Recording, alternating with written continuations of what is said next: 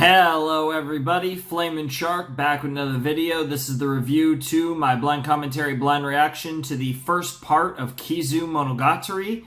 I had a blast with this film in the sense that I was like, my mind was exploding. No, I'm just kidding. This was a decent movie. I don't really have much of an opinion on it. I'm going to be completely honest. It's one of those things where my opinion on this was very much part one of a story, and it very much felt like part one. And I feel like it's hard for me to really say too much about it without actually having seen parts 2 and 3, which will be coming in the following 2 rotations. So we will be getting to them hopefully in relatively early-ish February. But we'll see. We'll see how that goes. But I definitely enjoyed the movie a fair bit, though, because it was Kizu, and more specifically, it was Monogatari. And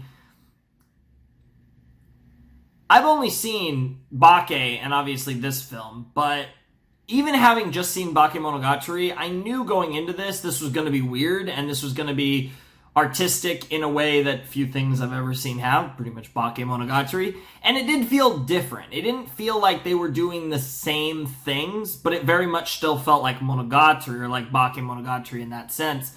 And this show has such a unique style to how it does everything, and this goes beyond like all the weird shots and the weird angles and the actual like the weird, like, meta-breaking things in it. But even beyond that, I'm talking from, like, a more pure sense.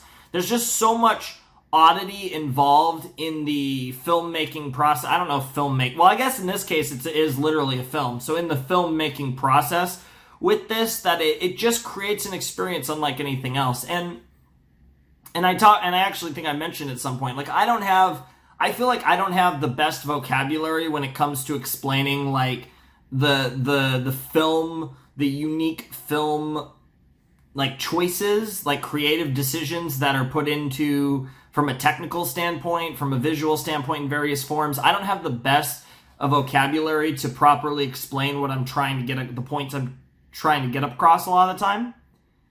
And because of that, it can be a little awkward with me trying to explain exactly what I'm trying to praise, but what I'm generally saying in regards to Monogatari is they're giving you something that you will not see from anywhere else, and I feel like the fact that it implants such an impression on your mind having watched Bakemonogatari, right?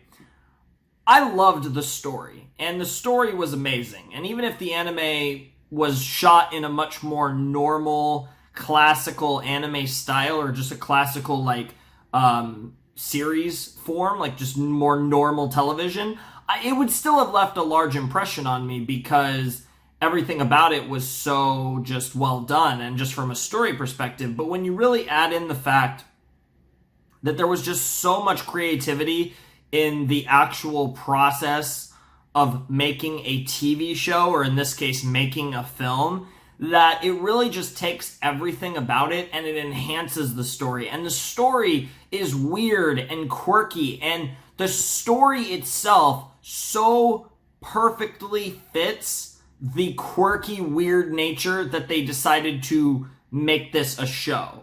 And it feels like the spirit of the creator of the series, of the novels, is very apparent in the actual anime, which is something I absolutely love. And a lot of times you can tell when that is the case. And I feel like Monogatari is one of the strongest examples of that, where you can really tell that the spirit of the creator of the series is in the anime adaptation, which is awesome. And I say adaptation, but, we have a lot of anime adaptations, but I think that was very present in Bakemonogatari, and so far I think that is also present in Kizumonogatari, which is absolutely fantastic. I love that. Obviously, links to the reactions are down below in the description. It's been a little while since we did a Monogatari commentary, so obviously, in case you forgot, Mega Breach, you check out my full reactions. It's good stuff. I'm definitely excited to watch more, because this movie very much was...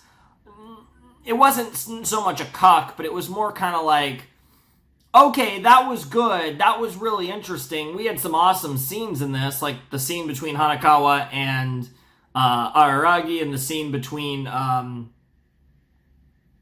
is it Kiss Shot? Yeah, Kiss Shot. I'm still trying to get used to her name. It's such a ridiculous name. It's such a meme. And I was thinking like Heart Under Blade or whatever. Did I record the review? Wait, did I record the Kizu review? Because I feel like I remember trying to remember her name. What the hell? I recorded this already, right? This is the second time I'm recording a Kizumonogatari review, isn't it? Oh my god, I guess you guys are going to get this one, because this one I think is better. I recorded this already, though, didn't I? I freaking did. Oh my goodness, this is the second time I'm recording a Kizumonogatari review. That's sus. Well, you guys will get this one, because this one's probably better. But that's a meme. I actually recorded this when I recorded the Attack on Titan review, and I totally forgot about it, and I'm just recording this probably an hour or so before I wanted to post the video. And I apparently had already recorded it. I guess I never uploaded the review, and that's why, because I did look and check, and it wasn't uploaded. I was checking my videos, so I must have just edited and there's really no editing in these reviews, but I recorded the review and stuff, but I didn't actually put it up on YouTube, I guess. So that's pretty funny. But anyways, I'm really excited for the rest of Kizumonogatari. I didn't get a lot of impression. Obviously, Hanekawa's amazing. That is quite the chest. Nice underwear, bro. You know, that type of stuff. And then Kiss Shot. Kiss Shot? Jesus Christ. I'm derping on this. But Kiss Shot. Pretty sure it's Kiss Shot. She's a potato. Once again, nice chest. Jesus Christ. But, yeah, she was pretty amazing. And I really enjoyed that. We got to see Oshino again. Again, I'm 99% sure that Kiss Shot is Shinobu. If Kiss Shot is not Shinobu, then I don't know what's going on. Then I'm really confused. But, I mean, that's pretty obvious at this point, unless I'm just completely stupid. But that is a possibility. That is certainly an option here. But I did really enjoy the movie.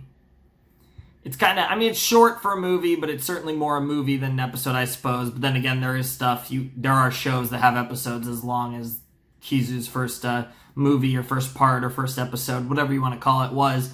But like I said, I'm really excited to see the rest of the story. I'm excited to see the potential fights because, again, very hyped to kind of see some of the animation for fight sequences because we kind of got teased a little bit of that in Bake, but not much. And it was pretty incredible. And obviously, just in general, the animation in the show is bloody brilliant. So I'm definitely looking forward to that. I don't really have much else to say, though. This was an interesting film. It feels so good to be back into Monogatari. This will actually be a pretty short run-through of Monogatari before we get to the next series in this slot. But it's still just really nice to get back into this series because Monogatari was a series that it was the perfect, and I'm so glad I did it this way because on one hand, I'm chomping at the bit for more Monogatari, which is a good thing. It means that I'm really invested in the series already, but at the same time, I feel like I've been able to really digest Bakemonogatari, and yeah, it's really just kind of all settled with me, and I've had a lot of time to think about it and think about various potatoes relating to it. And I just feel like I'm in a good place with the series, and I kind of like the idea that I'm going to watch, each part and then kind of jump off. There's going to be a few exceptions where I watch, more or less, really. But generally speaking, it's going to, I think this is working out pretty well. Obviously, it took, it's good to be back, though, and I like the feeling that I think it'll always be good to be back, and I don't think I'll ever get burnt out on it. Because, especially with another show that I'm doing, a certain Bizarre Adventure, which is going to be a really long series on the channel as well. It's kind of nice to have something that's going to be a bit more it's going to be a long series, but it's going to be broken up through doing a bunch of other series as well, so I get to get a lot of progress on other stuff, and obviously that means it's going to take twice as long to get through Monogatari as a whole, but I'm also getting through so much other stuff in that time, that I don't mind it taking that long to get through Monogatari, so that's pretty cool. But anyways, that's pretty much all I got to say. We're actually already at 10 minutes. We're at 9:50, which is pretty crazy. This was a pretty fast review, or at least it felt really fast. My lunch is probably going to show up in a few minutes, so that works out pretty well. I'm going to get this video up on YouTube. This video should be going up at the same time as the Season 4, Episode 7 Attack on Titan video, so which is almost exactly 1 hour. It's 61 minutes from when I finished recording this, so that's fun. Anyways, without any further ado, it's time for me to bid you adieu. Flaming Shark, signing out. Hope you guys have a wonderful, fantastical day, and I will see you next time with another video. I recorded something really fun that you're not going to see for a long time earlier this morning, and I got possibly going to record more for that later. I don't know.